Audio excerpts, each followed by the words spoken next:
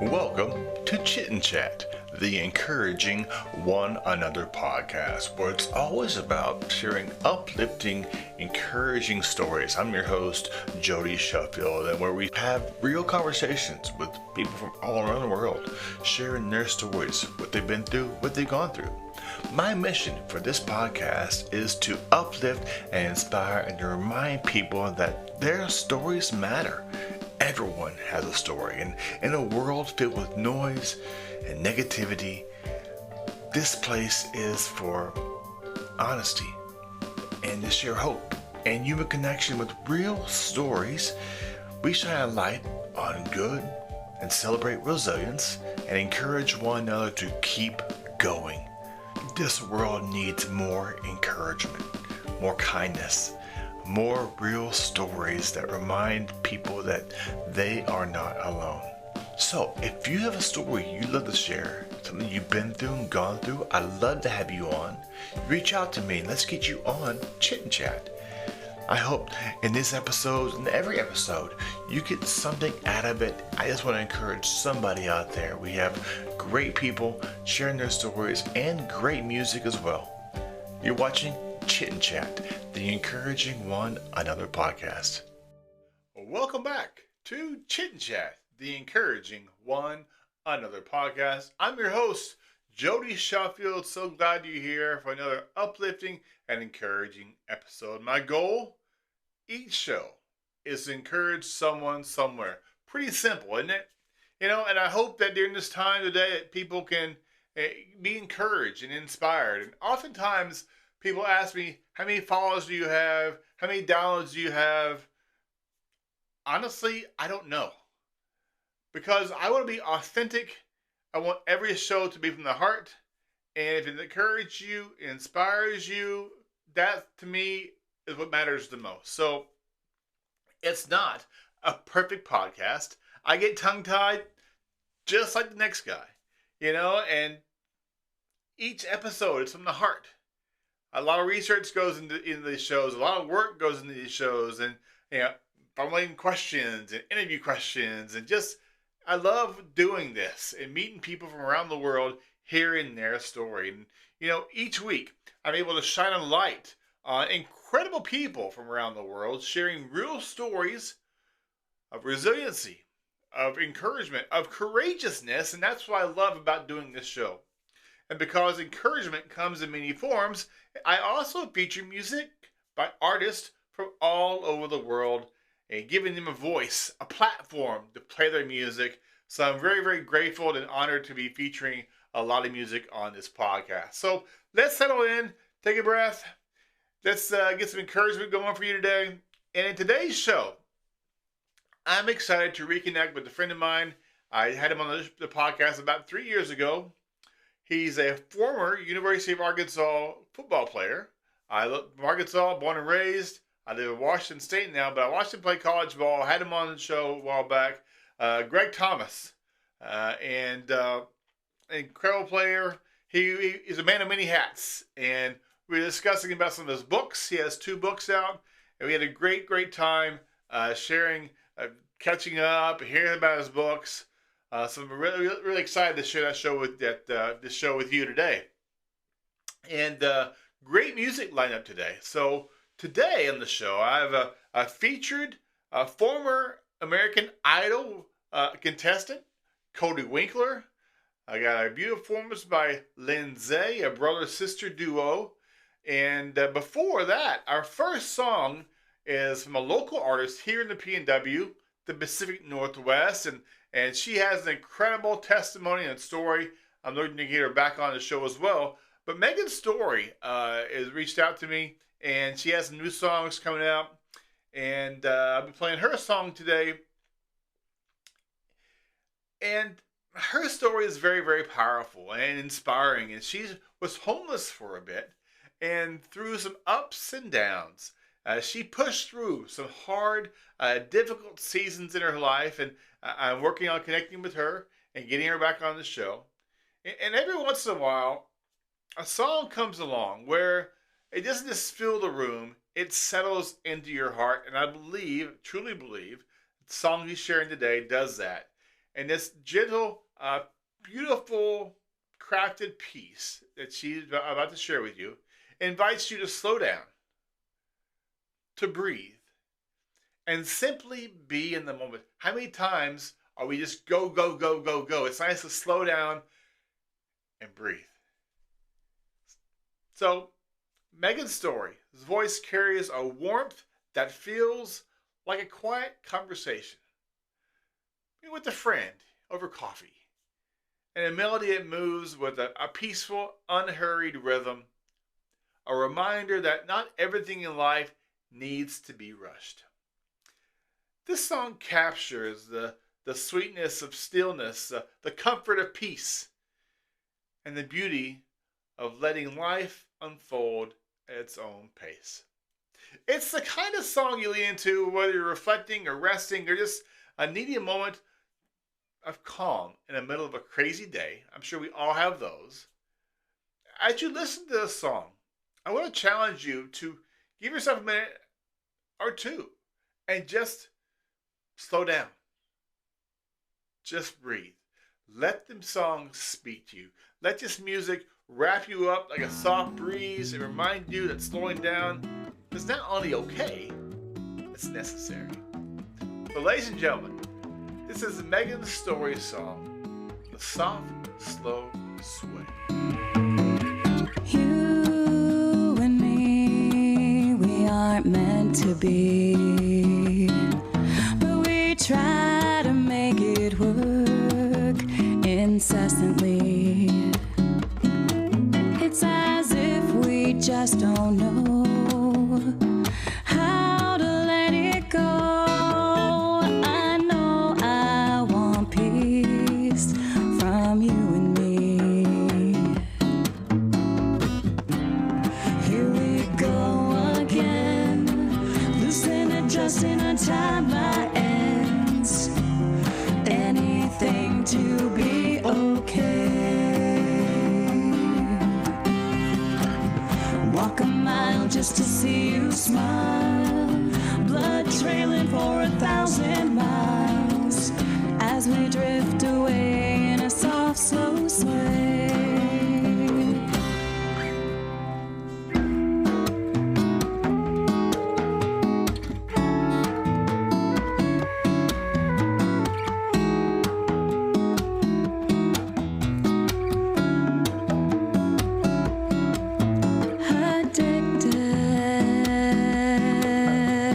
To your scent,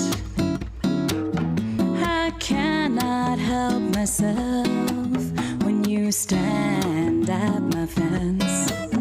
It's like I see your face and I find myself back in that place. There is no other way. Here we go again, loosen, adjusting, untie my ends. Anything to be okay. Walk a mile just to see you smile. Blood trailing for 1,000 miles as we drift away in a soft, slow sway.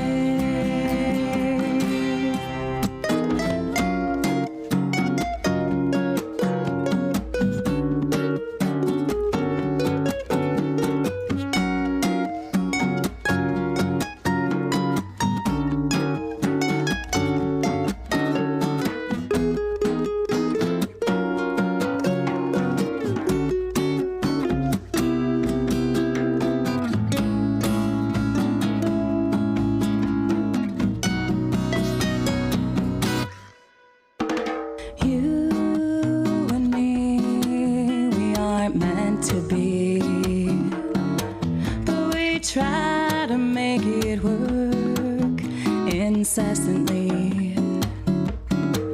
It's as if we just don't know how to let it go. I know I want peace from you and me. Here we go again, loosen in a time my ends. Anything to be okay. Walk a mile just to see you smile. Blood trailing for 1,000 miles as we drift away in a soft, slow sway.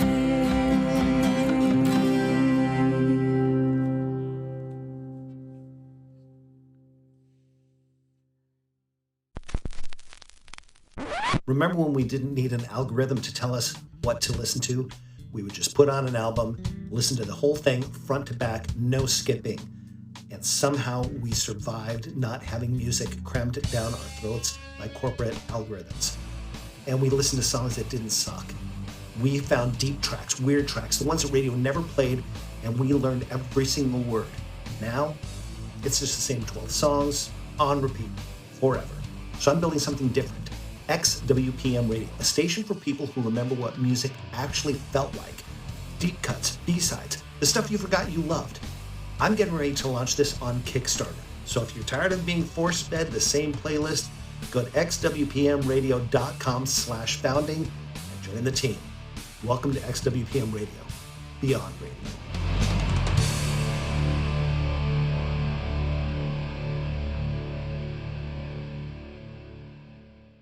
When you're ready to unwind, I mean really unwind after a long week, head over to a Wine About It in Port Orchard.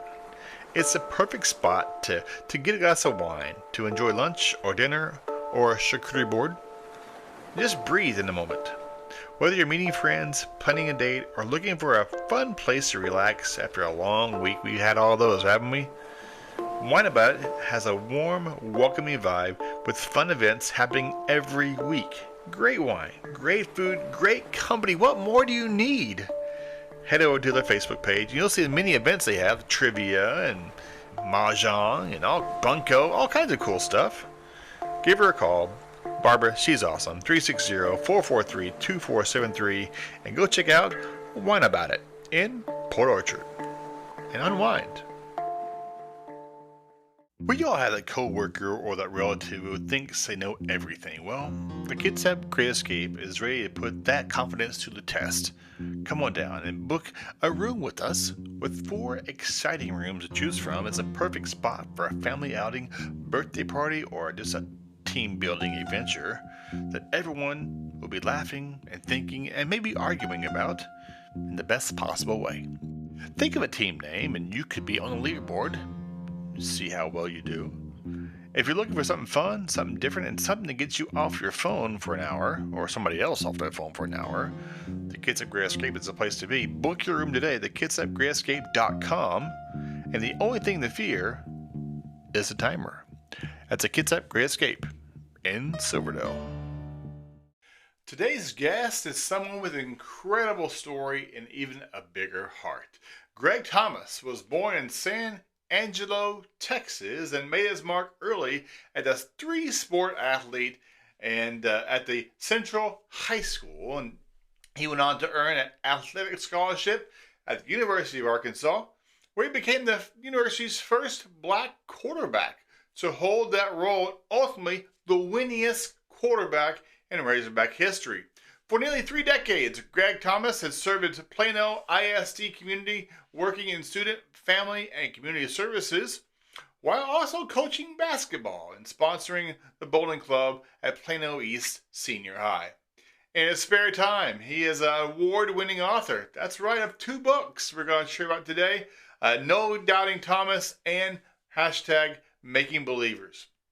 Greg is also an avid fisherman and a reader and a podcast and a devoted family man and a blended family of 7 children and 10 grandchildren. Him and his wife Rebecca live in Salina, Texas. I'm so excited to welcome him back to the show. Last time he's on the show was September 7th, 2022, 4 years ago almost. Excited to catch up with him and hear his story. Ladies and gentlemen, welcome to Chit Chat, the encouraging one another podcast, Mr. Greg Thomas. Well, welcome back to Chit Chat, the encouraging one another podcast. My good friend, Greg Thomas. Welcome back, sir. How you been? Wonderful, Jody. Thank you, and I'm so glad to be here, especially on a Friday, end the day on a great note, chit-chatting with you. For those tuning in for the first time, not knowing your story, we're going to touch your story a little bit, kind of your career in sports and the many hats you wear. An author is one of them. We'll discuss some of your books Yes. as well. Before we dive into that, though, I love throwing some little icebreaker questions at my guests. No right or wrong answer, just off top of your head. So the first one is, what hobby would you love to to do if there was no time and money weren't an issue? But a new hobby you're gonna do, what would it be? A new hobby. I love watching my wife quilt. Oh, So that may be something I won't take it up like she does, but I love watching her, watching the shows. Those are one of the things that we spend time doing, and she's beautiful at it. She does a wonderful job, and I shoot, I'll be a grown man over here quilting. That's probably what it is. my grandma she quilted all my kids' blankets and their kids, and she did the crocheting stuff. My mom did that. I tried that for a little while. I'm like, yeah, it's not for me. Yeah, yeah. Second one is, what's your most random talent that folks might not know you have? Random talent. Display patience. Probably people don't probably think I'm patient. I'm All very right. patient. I'm still directive, still uh, aggressive in a lot of ways, but I'm very patient as well. And now backtrack for a second. How long you been married, by the way? We're coming up on 3 years. Okay. Rebecca and I've been married 3 years. Yes. Congratulations. Thank you, sir. Because the next one will kind of involve her a little bit. I'm giving you a 2-week paid vacation anywhere in the world you want to go, but you're taking her with you, and you're going to surprise her. She has no idea where you're going until you get there. What's place you're going to go that she's happy with going? A warm place? Washington, D.C. Okay. Why is that? She's a 8th grade history teacher, and she loves history. Oh, wow. So we can just walk around the monuments and historical areas there in Washington. That's one of my dream places to go. I thought I was going there when I got my orders in the Navy. I got a sea school, and it said you're going to Bremerton, Washington. I thought Bremerton was outside D.C. Living in Uh-huh. Arkansas, I'd be close to home. Bremerton's outside Seattle, so that's All I've the way never on the been. West Coast. Never been to DC. I always want to Yeah. go and see the two and unknown soldier, Arlington, places like that. But Yes. I want to go one day just to be there once. Yes. We plan it, we discuss it, and then we get immersed in the summer of not moving, and then the grandkids, and then we don't do it. But that is a goal that she and I both go visit that, as well as come out to Washington, the Seattle area, and Vermont. Never been to Vermont. Well, let me know when you're in Washington. We'll have coffee and we'll Yes. hear about the good old times. Oh, yes. We'll have a great time. Do you have a favorite word you use often? Sometimes too much. Is there a favorite word you love using? Paramount. What's that? Paramount. Paramount. It's Okay. paramount the way we have it is. I tell the young men it is vitally important. Okay. Okay. So if I say it's vitally important, they don't hear that. When I say it's paramount, it is to the level of getting something done. Oh, wow. It takes a different tone with them. Okay. Okay. Who was that person in your life who encouraged you? Now I'm gonna give you 3 levels in your life: as a teenager, a young adult, and an older adult. It's people in your life in different stages who encourage you. You have any people specifically who really encourage you in sports and life in general? You want to share about those people? Well, I was blessed. I've always had many great men in my life. So, like some people, they didn't have that opportunity. I've had great men in my life, great coaches, great mentors, uh, great church leaders. Um, so to pick one is difficult when you put me on the spot. Um, You can But be cerebral. I'll be nice to you. You can pick a few guys off the top of your head who well, kind of helped you in time of trouble. Kept you out of trouble. well, I dibble and dabble, and I got caught up in some stuff, Mm, just like some young people do. Um, but Coach Keeling was one of my early. I would hate to call him a hero, but he was a hero because I was searching at 14 and 15 years of age, and he came in with his coaching staff, and they reestablished um, some bonds there in Angelo, and he was one of my early um, mentors and leaders, and still is to this day. Um, Nolan Richardson was. I met him when I was 11 or 12, and mm, then we reunited when he came to the University of Arkansas in 1985.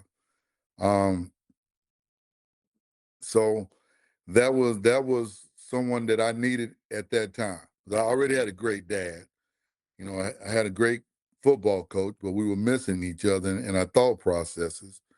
And he came in and solidified a foundation for me then.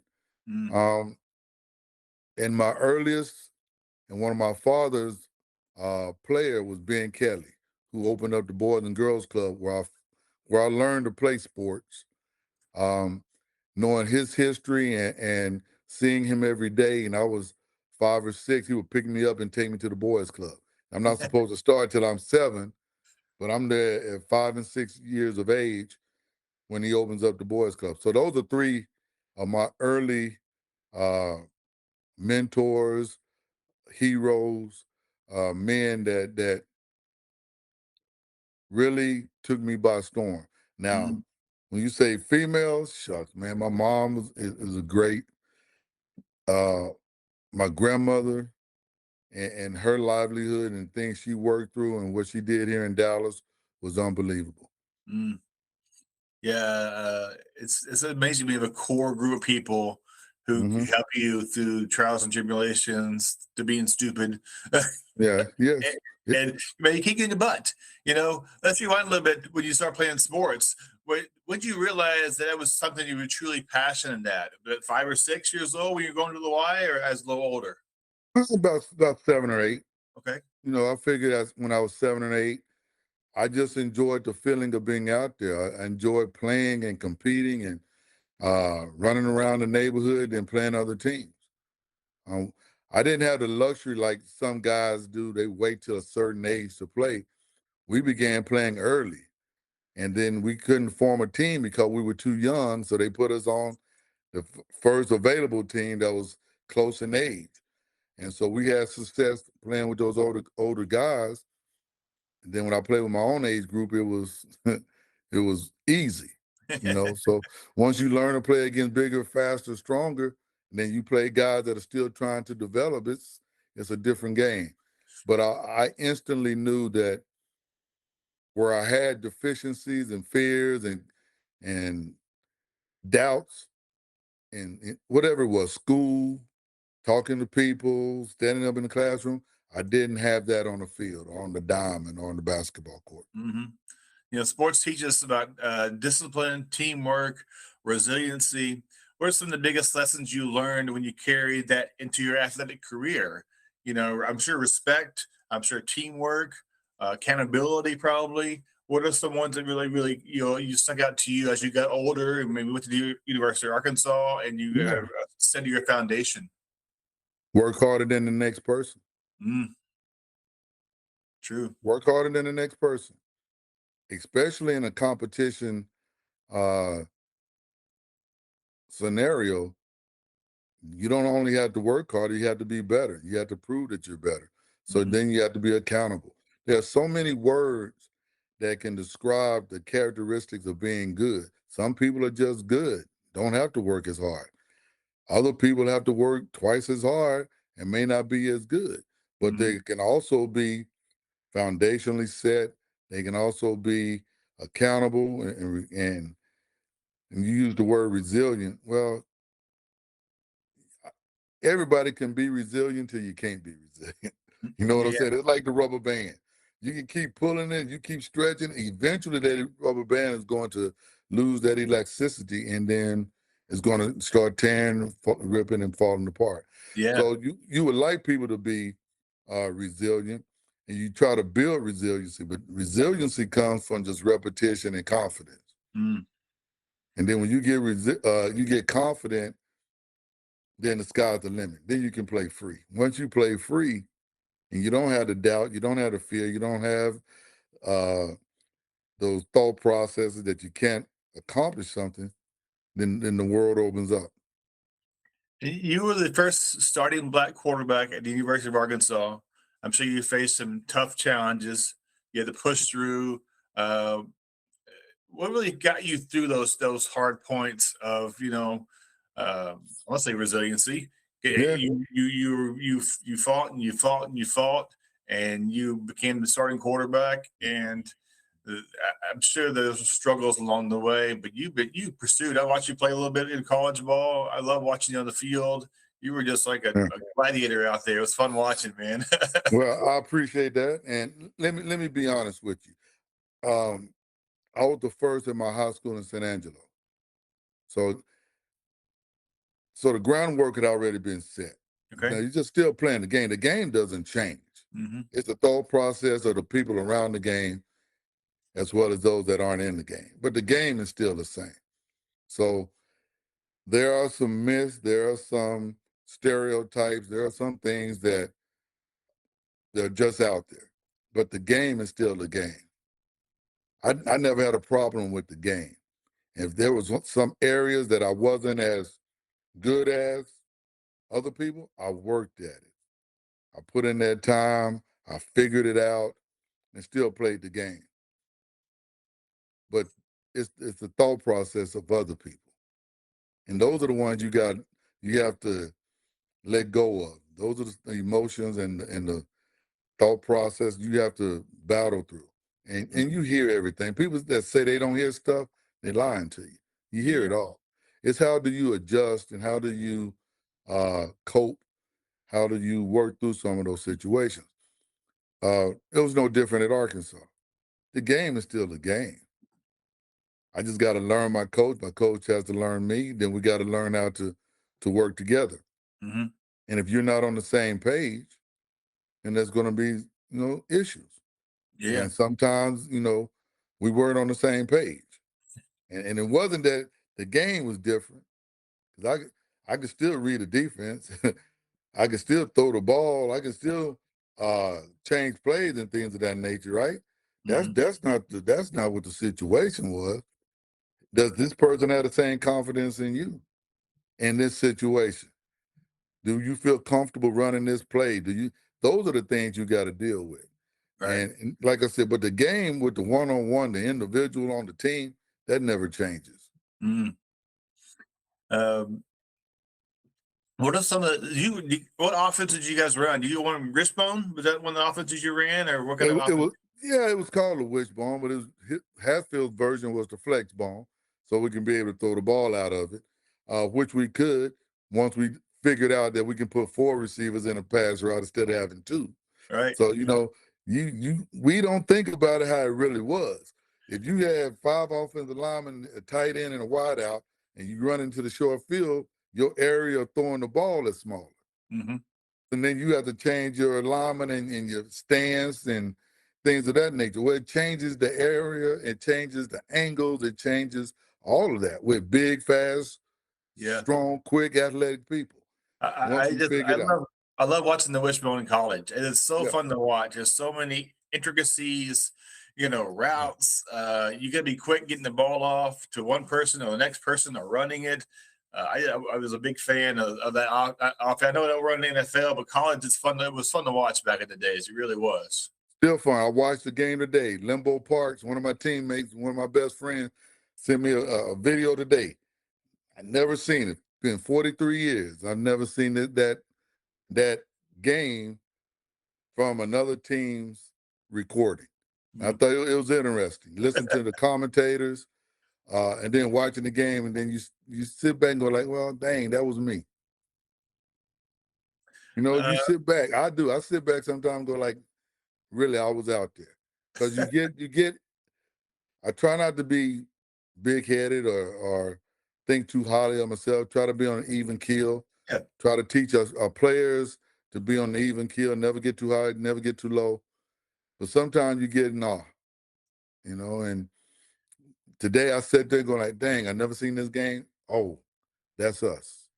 It's pretty fun though. It's a Yeah, good, yeah. it's a cool thing.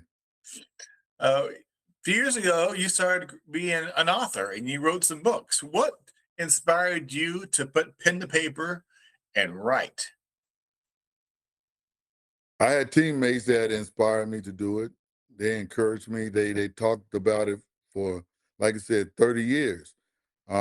Several teammates, when we first got to the University of Arkansas, said, "Hey man, you need to write this stuff down." I'm going like, "What?" Because I wasn't aware of the scenario there in Arkansas. It Mm-hmm. never came up. Once again, I was playing that position in high school, so I'm not thinking that a university hasn't had it. You Right. understand? I'm Yeah. not thinking like that. I'm just saying, okay, I'm here, learn what you have to learn, and then get on the field and play.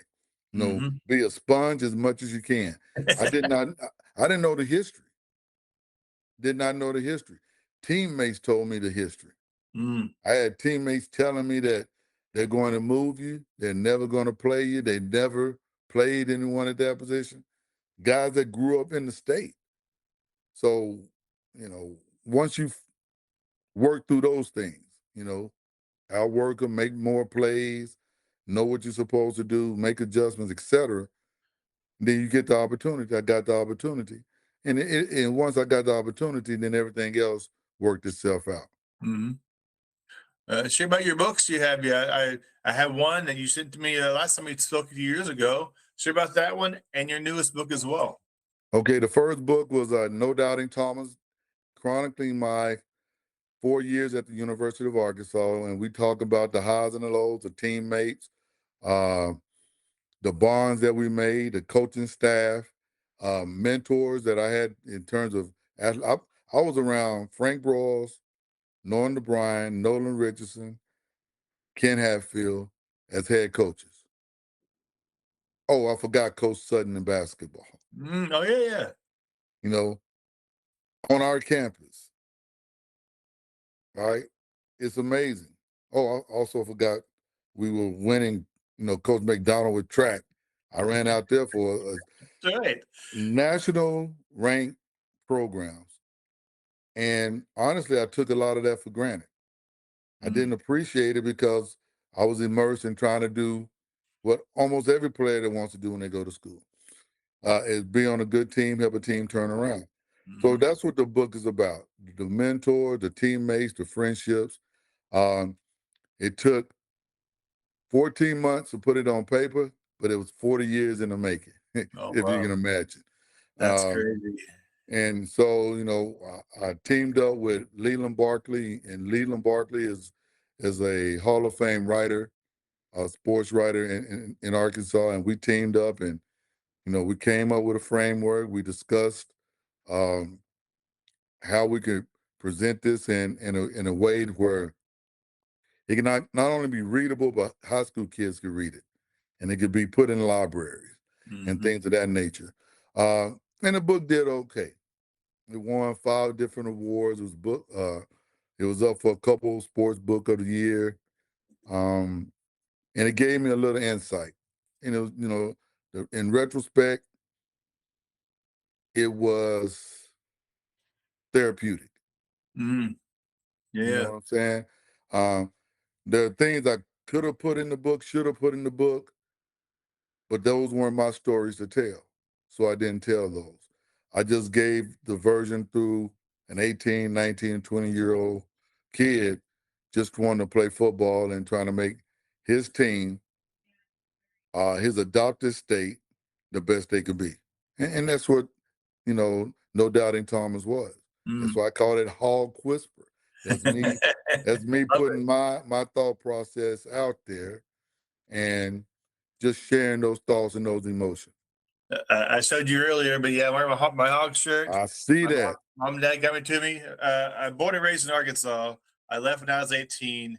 I've been in Washington State ever since. So we mentioned some of these coaches. Hatfield, I had Hatfield on the podcast a few years ago as well. Yeah. Great fun talking with him. And I know Coach Richardson's health's rough right now, so I'm praying for him and his family. And I remember Coach Sutton. I watched Razorback basketball all the time. So I was a big Razorback fan growing up. Every Saturday in front of the TV. Right. When the Hogs were on basketball, it was on what channel I could find into the basketball. So yeah, I'm a big fan of Razorback sports. I love going to the Royal Memorial Stadium in Little Rock, watching the Hogs there. I'd never been to Fayetteville, but having Little Rock close by I was always thankful for that. But yeah, big fan, and so it was when you mentioned some of those coaches, I'm like, oh man, I remember those memories of watching the sports and as a youngster. Watching the Hogs. My barber's son actually played for the Razorbacks. I can't remember his son's name, but every Saturday we get a haircut. He would talk about the Hogs, so it was in my brain for years for the Razorbacks. And I'm the total opposite. I'm born and raised in Texas. I could care less about the Arkansas experience. We had 9 schools in the state of Texas, and then you had Oklahoma State, Colorado State, things of that nature. So I had no desire, in my formidable years about the Razorbacks. I watched the game here in Dallas over Christmas break when my mom would bring us here. I'd go to the Cowboy Stadium and watch the game, but I wasn't rooting for Arkansas. I was rooting for SMU. So, but it was a beautiful thing. It's still a beautiful thing. It's nothing like being a Hog. I was truly blessed. The experience was difficult at times. What really drew you to the Razorbacks then? If you're gonna, all Texas, what really drew you in the U of A? Was our coach kind of just really picky? Like, come on, Greg, you can do this. You can join us. Well, and what really helped you go to Arkansas? It was a change of coaching staff.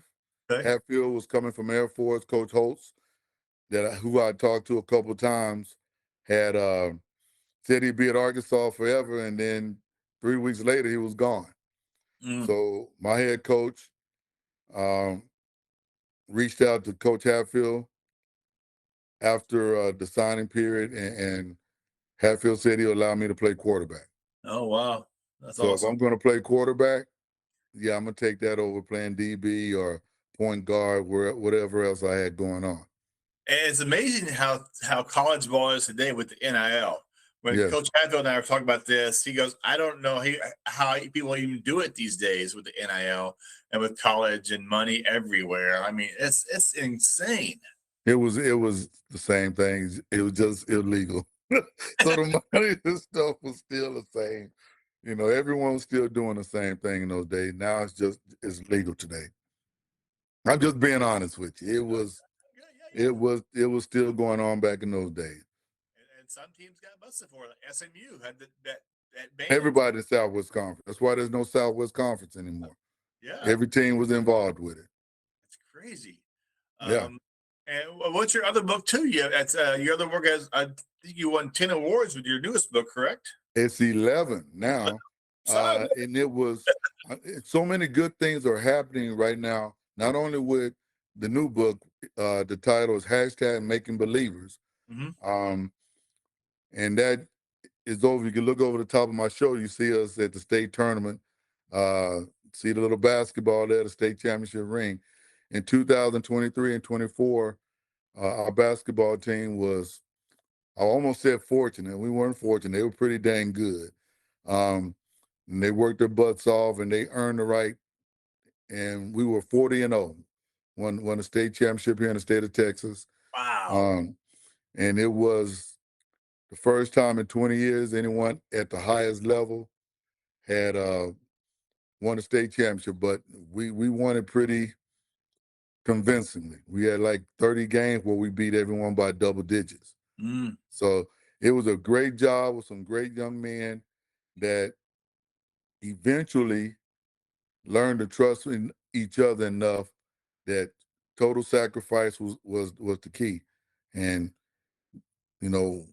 we have 14 different guys. I think 13 guys led us at some point in time in scoring. Wow. So it was a great environment. Probably the best sporting environment I've ever been in as a player or a coach. And love those guys. I had 5 of them text me today.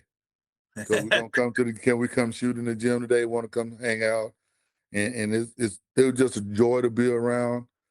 3 great years with those guys.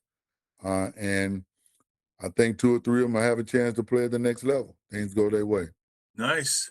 Was there a point that season where maybe 20-0, 25-0, where you'd be like, "Whoa, we have something here"?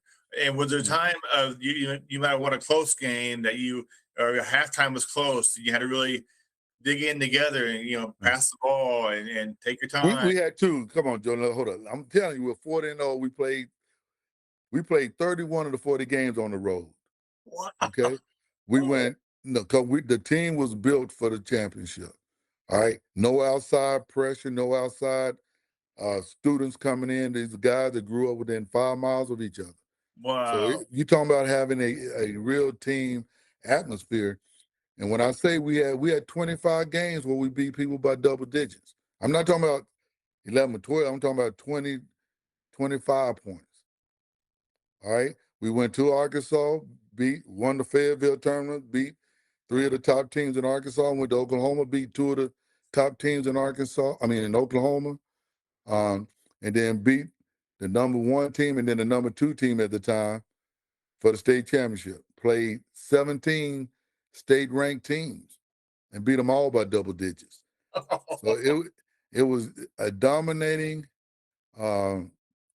accomplishments by those young men. We had 2 close games. One game was 3 points. They had a chance to tie it up. And to answer your question, that was game 22 or 23. And it was against a rival in Louisville, and they didn't tie it up. That's the closest game we had. Wow. Everything else was double digits. And then every playoff game was 30, 27, 19, until the state championship, and we won that by 13. Wow. That's crazy. Yes. It's awesome you have a crew of guys in your locale that all just kind of work together, and just I love the analogy in the Bible, iron sharpens iron. And we discussed that. Yeah. That's Total competition. Everything they did was competitive. Every drill competitive, every shooting skill was competitive, and it was just built on who's going to be the best today. Can I be better today? After game 22, it was like, let's look at the schedule. We looked at the schedule and it was like, we don't really see us losing a game for the next 9 games in district. So now the mentality went to, how can we be the best team and the best teammate Friday night and just go one game at a time? And it was one game at a time. Okay, what's the record here? Can we hold them to this point? Can we do this? It was always something that made it competitive, that they could push themselves. Every day of practice, we changed jerseys. You never had the same 5 playing together. So there's total competition every day.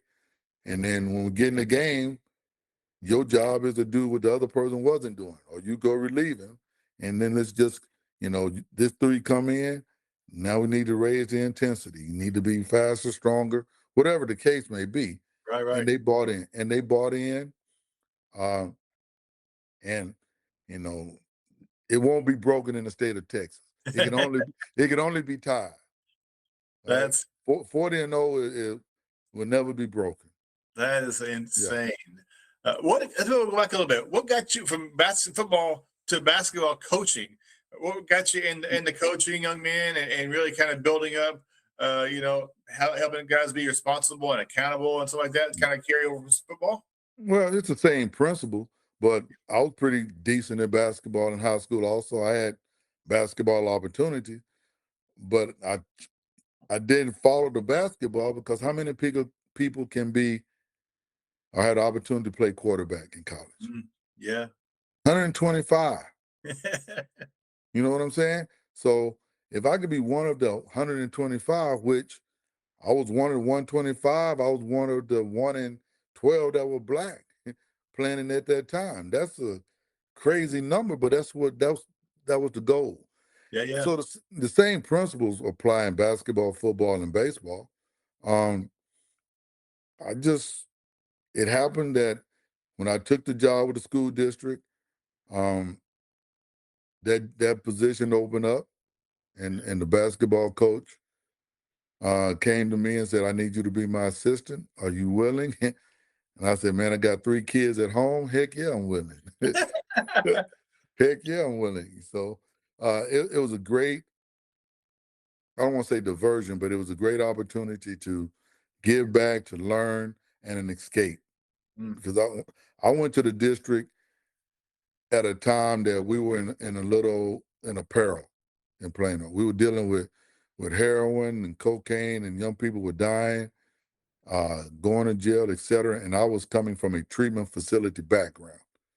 So they hired me to come in and, I won't say smooth it over, but try to learn, teach, be instrumental in trying to share thought processes, as well as help those that are involved and get the necessary help needed. So how long you been teaching? 29 years and looking for one more. You got a specific subject you teach or a variety of? Well, now I'm at the alternative school. So I've gone from being on the Plano East campus, where I was for 23 years. In the last 4 years, I've been off campus at a central area, or like where I am now at the alternative school. So right now the thought process is that I'm needed more at the alternative center. And then I'll work with those young people still making not healthy, not smart decisions. Right, right.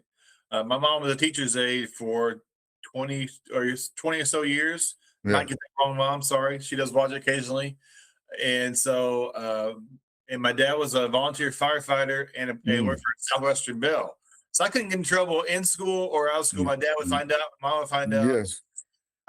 Yeah, I understand that. I didn't mind getting in trouble. It didn't bother me. But So I I just dealt with it. so many great teachers I had along the way. I'm sure a majority of them have probably passed, but man, I had some great teachers and coaches. Just kind of always an encourager. So man, I appreciate all you do and Thank you, encouraging sir. kids, helping kids. And so yeah, thanks for all you do for that. What were some of the meaningful reactions you received from your books along the way, maybe to encourage people? Especially Downton Thomas, people might have gone, I'm going through some hard times. This book really helped me to push through some barriers I was facing. Have you received some stuff like that along the way? Yes, and you used the word earlier, resiliency. My faith was strong. I know people prayed for me, prayed Sure. over me, and I don't talk about it a lot because it's you have to be in a special place to deal with it. But not being able or not being seen is kind of crazy. And then when you're seen for the crazy stuff, the letters that I received, the threats that I received, just because I wanted to play ball, you got to find some balance, and you have to find somewhere to go. So I know people prayed for me. I prayed, and then I confronted and I acted out with it and acted to it, and I'm blessed to be here. But some of that stuff, is hard, and when people read it, they can say, "Oh, he really had to deal with that." That's one of the things I want people to know, that it wasn't always easy. Playing ball has its challenges, and then playing life has other challenges. And sometimes you get discouraged, and you gotta fight through some of these things. Not everything is gonna be, cookies and creams and peachy all the time. And cause mama say you look good don't mean everybody think you look good. You got to deal with some of that stuff. Yep. And the no doubting Thomas, I dealt with stuff. I shared some of that, and people, even teammates, said, "Man, I didn't know you were going through that." Oh wow. Well, because some of my teammates were dealing with their own stuff, Yep. you know, and that's college, man. I mean, that's just life. I mean, one of my high school classmates wrote a book. I finished reading his book the other day. And some of the things he talked about in his book, I wasn't aware of, but I saw this young man every day. So, sometimes we got to take a step back and see life for life and see people and be encouraging to people and speak up and give them what you're looking for, You're right. just some validation, some love, some acknowledgement. I truly believe everyone has a story, Yes. no matter where you're at in life. And eventually those stories connect. I've been in some small groups at church where I'm sitting in a room of 20 guys, and you can put a string across me to the guy in front of me. He's probably 20 years younger, going through things I did when I was 20 years younger, and vice versa. It's Yes. amazing how all these stories kind of combine, or we learn from each other, our mistakes, or things we've gone through. As we try and mentor young kids, Yeah. kids and grandkids now, and just trying to be a good example, pray for them, just be there when they fall, and help them Yeah. pick them up, dust them off. Yeah. And sometimes a kind word goes a long way. Yes, sir. Standing at the door and just greeting people. Powerful. Yeah. Just greet people when they come at you kindly. Yep. There are so many things that we can do that could shift the tide. But, we also live in a world where you can say what you want to and people don't think there's a consequence. Mm-hmm. We can just do what we want to, and we shouldn't be held accountable by certain people's standards. And unfortunately, that's not the real world either, because there are other people that got emotions and feelings too. Yep. And when they get back at you, then you can't be upset. But guess what? We upset, and now someone hurt my feelings. Although you've been standing here cussing, yelling, screaming at somebody else, pointing fingers, we just live in a different world. Mm-hmm. And sometimes, we need to take that step back and say, what's he going through? What's she going through? Let's look at their perspective. How can people get a hold of your book and order a book and Well, thank you, sir. I appreciate that. That's the coolest thing. Both books, No Doubting Thomas, Hawk Whisperer, My Arkansas Memoir, and hashtag Making Believers are sold anywhere you get your reading pleasures. So it's going to be at Amazon. It's going to be at Ingram Spark, because that's worldwide. It can be Walmart has it now. I'm trying to get it on the floor of Walmart, both books, and that's pretty close to happening now. Or you can, contact me at gregthomasconnect.com, where you get an autographed copy. I'm going to have to reorder some books now. But they're out there. I mean, my wife found a site like Secondhand Books that was overseas, and people were buying the book overseas. So it's kind of crazy. It's so it's a cool. phenomenal. It's unbelievable, and currently I'm looking to get an agent, and that's showing some good positive signs as of today. That I'm gonna write a couple more books. They're not a series, but they're going to be somewhat like or unlike what I've done in the past. Okay. But it gives me, I think I'm gonna dabble with fiction this time instead of nonfiction. Okay. You see what I'm saying? It won't Yep. be. I may be able to create some characters, so I'm trying to evolve here instead of just writing from stories and personal observation. Maybe I can create some characters, some Right. scenarios Yeah. that has teachable, lovable, meaningful, situations that can come to a positive conclusion. My last show just came out this week on May 6th. Just came out with my author named Aaron Ryan. Aaron Ryan is a Christian worship leader. He wears many hats too, a voiceover guy, but he's now an author over 50 books of Christian themed books. So I love 50 books. Great 50, guy. you said 50 books? 50 books. he's written over the years, and he had a Christian series, a Christian sci-fi series. Mm-hmm. Great guy. I love. I just he was throwing off all kinds of things he's done. I'll pass on his name. You can reach out for any author questions, you book questions. But great Yes, guy. please do. I'm meeting so many different people, just in the book area. I saw something yesterday and I posted it, uh, talking about how many of us as Americans are illiterate Mm. or that we're reading at a fifth grade level. And I'm thinking, number one, why? Number two, how? How in America that we have so many people that cannot read or cannot comprehend. So when I'm writing, I'm putting stuff down that is simple, but they're encouraging, and hopefully it can ignite uh, thought process, open up doors, uh, give insight, and then hope.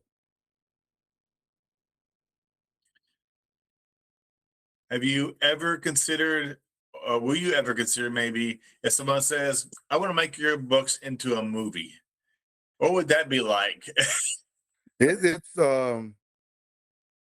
I've been approached not only with the book 4 years ago, No Doubting Thomas, but I've already been approached, I'll say 5 or 6 times already with hashtag Making Believers. Wow. And it was released in October. So it was released in October or launched in October. It has 11 awards right now.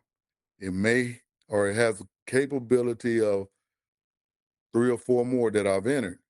And so, like I said, I'm looking for an agent that can push me or guide me or relieve me in this other area, because I'm not knowledgeable of film, how they make it, contracts. So I'm trying to learn, but I also want someone that could come take that over. The speaking engagements and things, I've already began assembling a schedule for that. But I need someone that understands the contract, understands selling the books, by which I relaunched No Doubting Thomas last month. But you got to wait 60, 90 days before you see any royalties with it. Right. But I had to learn that you can relaunch it. I'm going, why would I want to relaunch it? Then you can put it out there again. Well, people are reading hashtag Making Believers, and they're coming up with, the No Doubting Thomas. How can we get this made? I'm going like, look, I need someone that can take this over and help me to help myself until I'm more knowledgeable of that business. But both have a possibility of being made into a adaptation or a film or a movie. Mm. It's been I've been contacted, and I said no to the first one, to some real big book people, because I didn't like the direction they were trying to take it. I'm gonna go back 1 second. When you got your very first award for No Down Thomas, and you had to take a step back, going, "I just got an award for this." Yes. What was that like for you? That initial shock, that I won an award for it, something I went through. What's that like? It's like dunking a basketball or hitting a home run. I mean, that kind of Recognition. recognition is a nice word. Validation is Okay. better than recognition.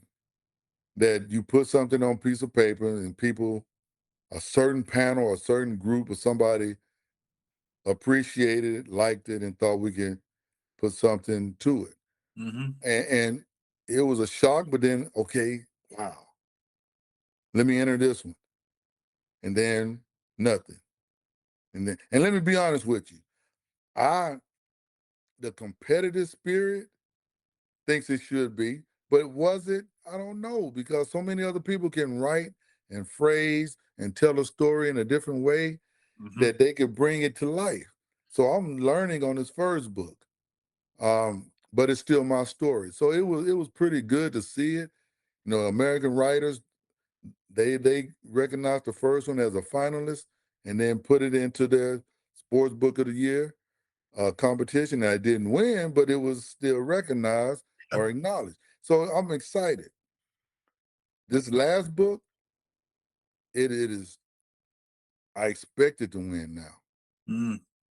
You know, and when it doesn't, when it's not a finalist or it doesn't win or it's not honorable mention, I want to see the other books that did and see what they did. Then I'll read their books and see what they were doing, because that's the competitive spirit that I have.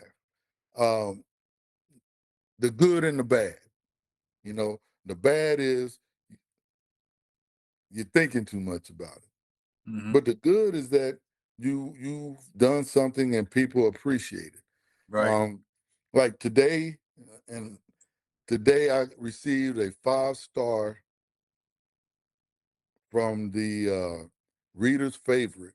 That's another big time book contest that I entered.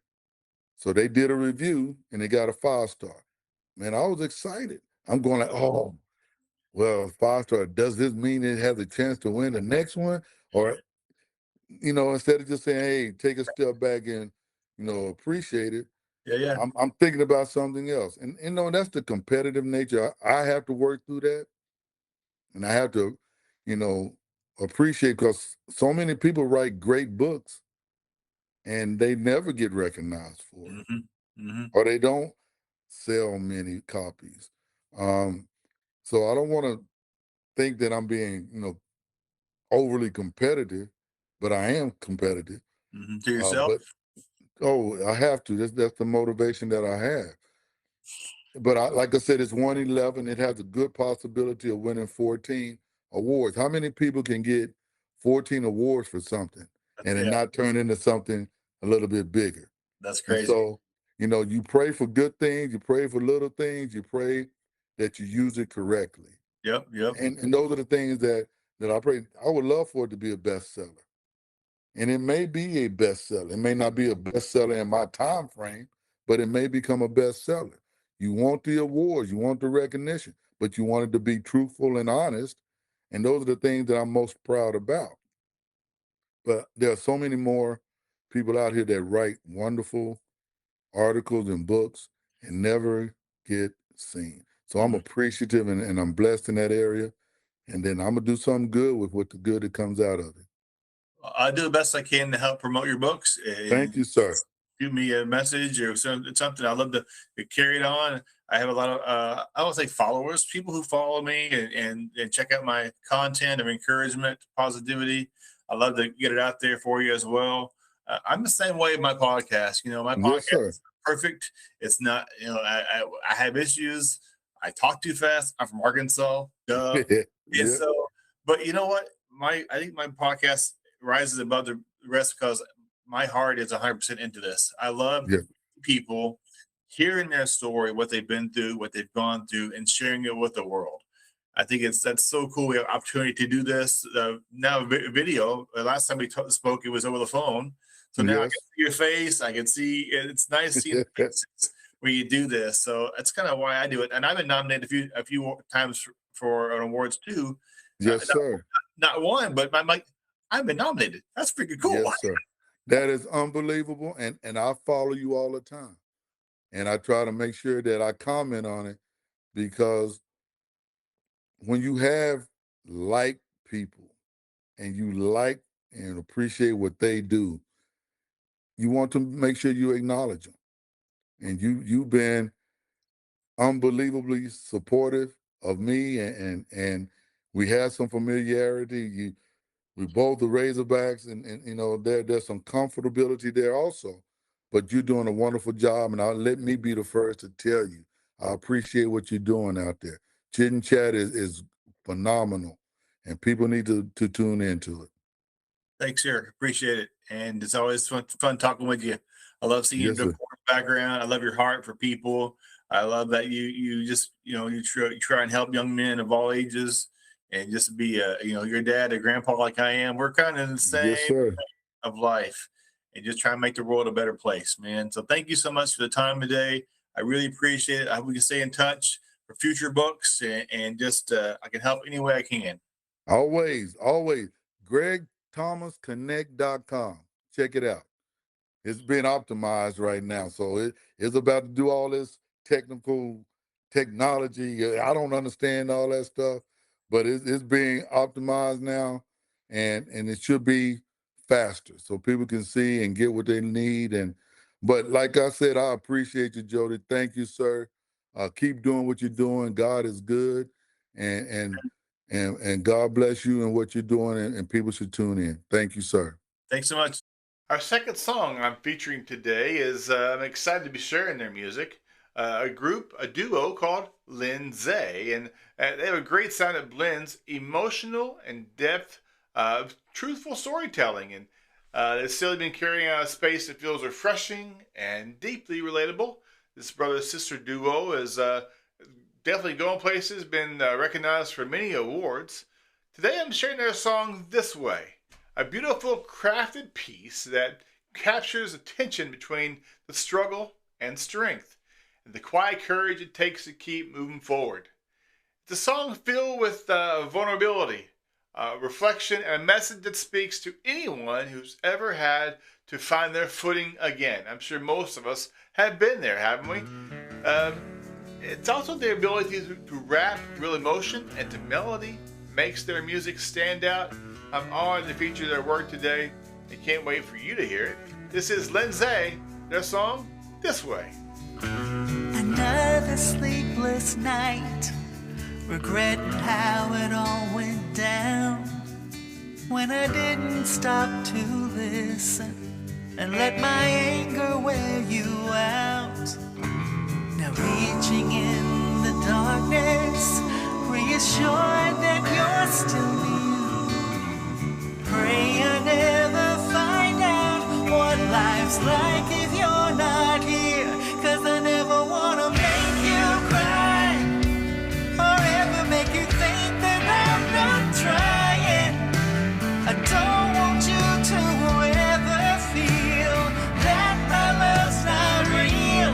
I never wanna break your heart, 'cause you may not leave any scars, no. Promise, baby, as for me, it's always gonna be this way.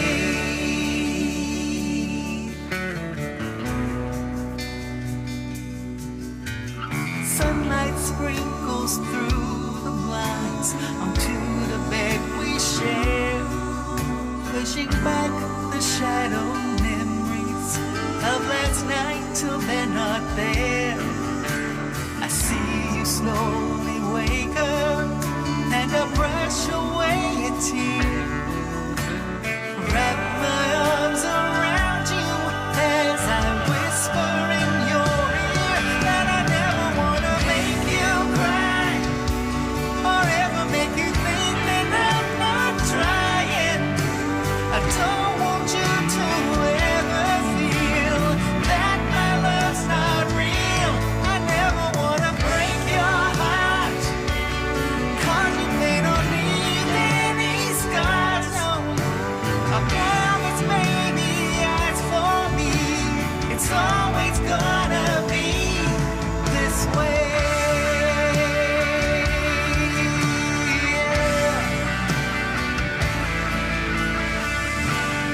I promise you, will you promise me too, that you never wanna make me cry or ever make me think that you're not trying. You don't want me to ever feel that your love's not real. You never wanna break my heart, 'cause we may not leave any scars, no. Baby, will you promise me it's always gonna be this way?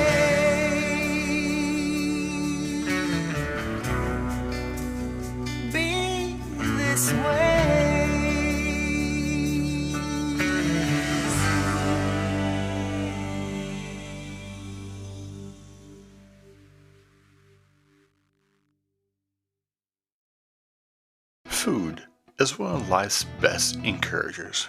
Well, at Tequiza and Tequiza Street, located in Silverdale, Washington, they take it to a whole new level. Locally owned, locally loved, and serving authentic Mexican flavors, they hit the spot every single time.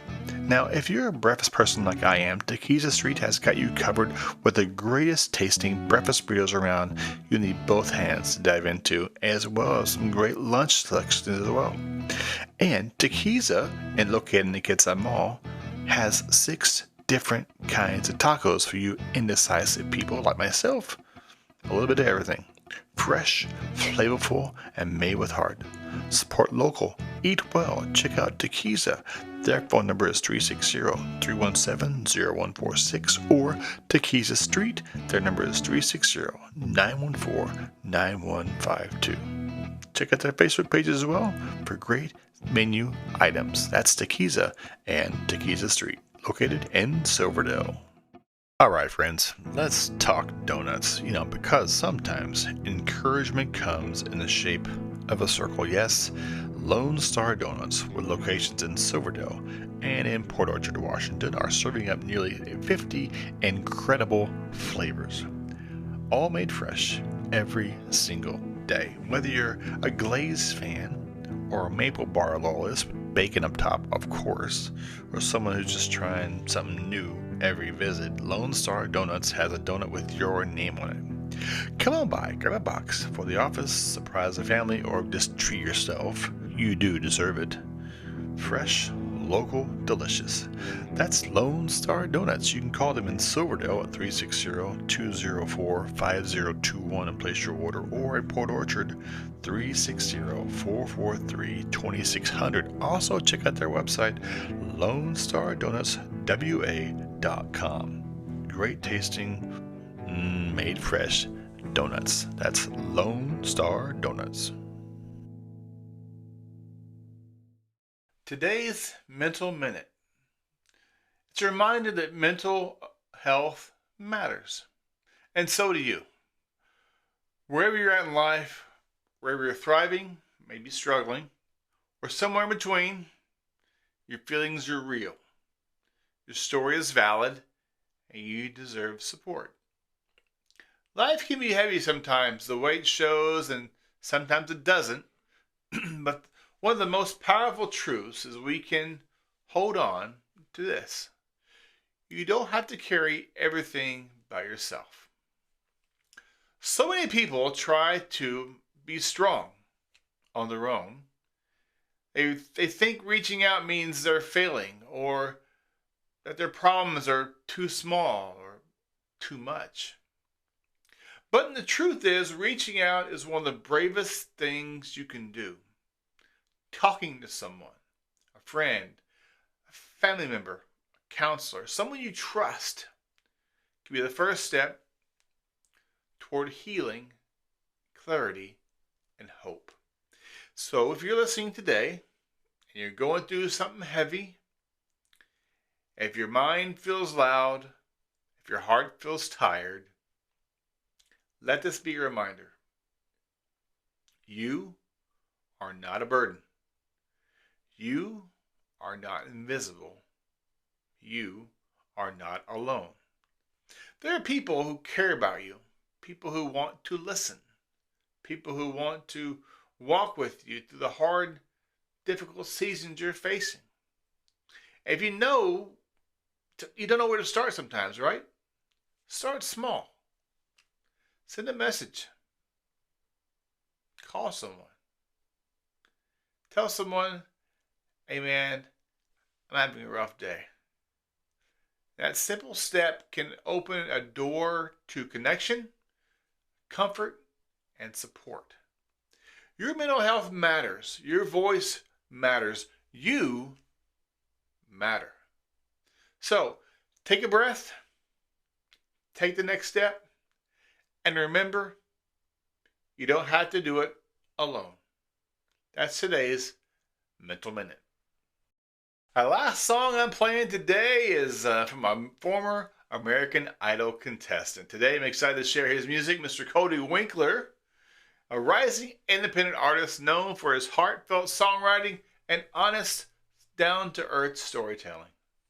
He has a gift that blended real-life emotion with laid-back coastal sound that feels both refreshing and deeply relatable. Today I'm featuring his song Tropical Depression, a track that mixes clever wordplay with genuine feeling. It captures that familiar tension between life's storms and the hope that still manages to break through. With its smooth vibe and thoughtful lyrics, Tropical Depression showcases Cody's ability to turn personal moments into songs that speak to all of us. Honored to share his music on the podcast today. Kick back and relax. This is Cody Winkler, Tropical Depression. I thought some time in the sun would help me get over you. I could tell from day one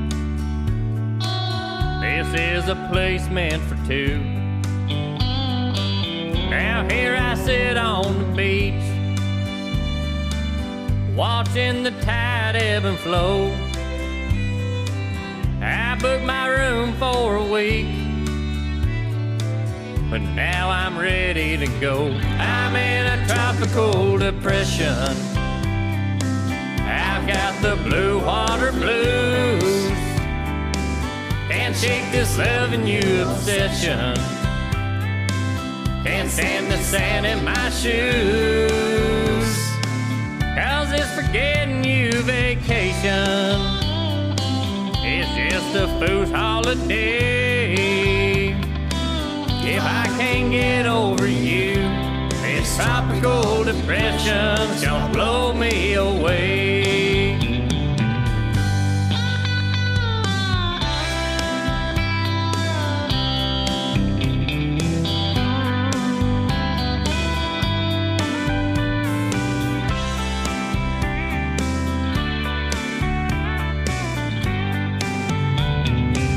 This should be paradise, heaven down by the sea. Without you here by my side, it feels like hell to me. I'm in a tropical depression. I've got the blue water blues. Can't shake this loving you obsession. Can't stand the sand in my shoes. It's forgetting you vacation. It's just a fool's holiday. If I can't get over you, this tropical depression's gonna blow me away. If I can't get over you, this tropical depression's gonna blow me away.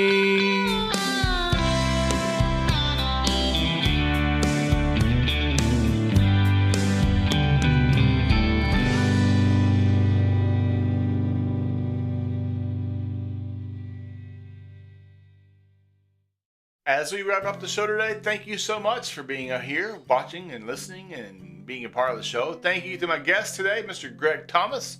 Came on and shared about his story and his books. Please reach out to him and he'll give you a signed copy for his books as well. Very encouraging, uplifting stories. Always an insight. Love talking with him, hearing who's encouraged him, inspired him. Just a great, great guy. Also, thank you to Meghanne Storey, Lyn Sey, and Cody Winkler allowing me to share their music. I love hearing and sharing music by artists from all over the world. A lot of folks reached out to me from the UK and Australia and all across the United States, so slowly adding more songs to the podcast for you. So be sure to go back and check them out. A lot of independent artists who are just trying to make a name for themselves. Thank you to Paul Racey and Keegan Racey for they're behind the scenes heroes, if you will. Piece together this podcast, put it all in one show, and just make it great listening pleasure and a lot of editing. I make some flubs along the way. They correct. This show wouldn't be as well it is put together without them. So thank you so much for their contribution to the show. Be sure to find the show on Spotify, iHeartRadio, and other podcasting platforms. The interviews are played on YouTube And the full video show is played on Facebook on different groups as well. Thank you to my sponsors, Tequila Street, the Wine About It, the Kids of Grand Escape, and Lone Star Donuts. This podcast is all about encouraging others and sharing positivity and hopefully making your day a little bit better. If you enjoyed the show today, please leave me a message. Maybe follow the show and stay updated on upcoming guests and stuff. So you never know what will be happening on the show. Thanks so much for listening and watching and hearing Chit Chat, the encouraging one another podcast. I'm still here. That's right, shocker. I have another song for you. I thought I'd be sneaky and add another song before some folks took off. I'm feeling a little generous. So, playing a song by Rachel C.S. And a few weeks ago, I posted a post on Facebook. That was kind of cool. And inviting musicians to share music with me and songs with me. And my Facebook, I had so many messages. It was really, really cool. So a lot of music lined up for you. A lot of musicians lined up for you. And so today I'm playing Rachel C.S.'s song Orange Drink. And she is a singer-songwriter from Pennsylvania. She writes emotional, cinematic, story-driven music across multiple genres. And in 2024, after losing her mother, songwriting became a creative outlet and a purpose-filled path for her. And since that, she's built an amazing catalog of 20 albums, 200 music videos, and she creates songs that connect emotionally and spiritually through the power of storytelling. That's such a great voice. Ladies and gentlemen, this is Rachel C.S.'s song, Orange Drink. Brown bag spread out on the grass, Happy Meals all around. Someone yelled my name. We were running with our food like it was a game.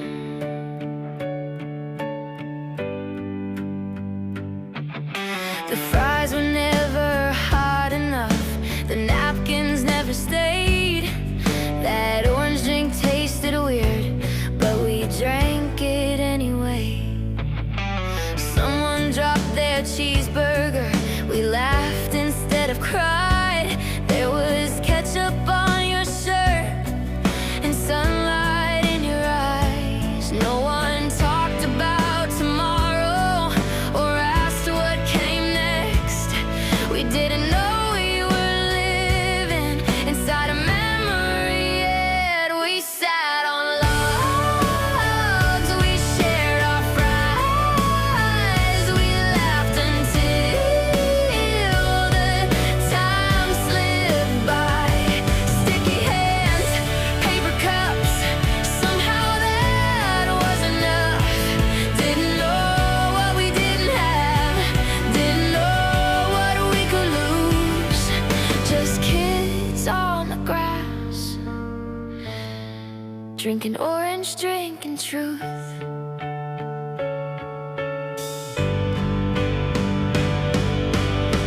I'd give anything to feel that small when joy didn't cost anything at all. Still taste it sometimes when I close my eyes. We shared our fries. We shared our fries. We laughed until the time slipped by. Sticky hands, paper cups, somehow that was enough. Didn't know what we didn't have, didn't know what we could lose. Just kids on the grass, drinking orange drink and truth.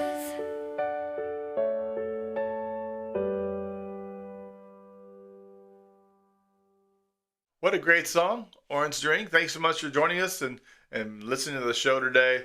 And please subscribe and follow.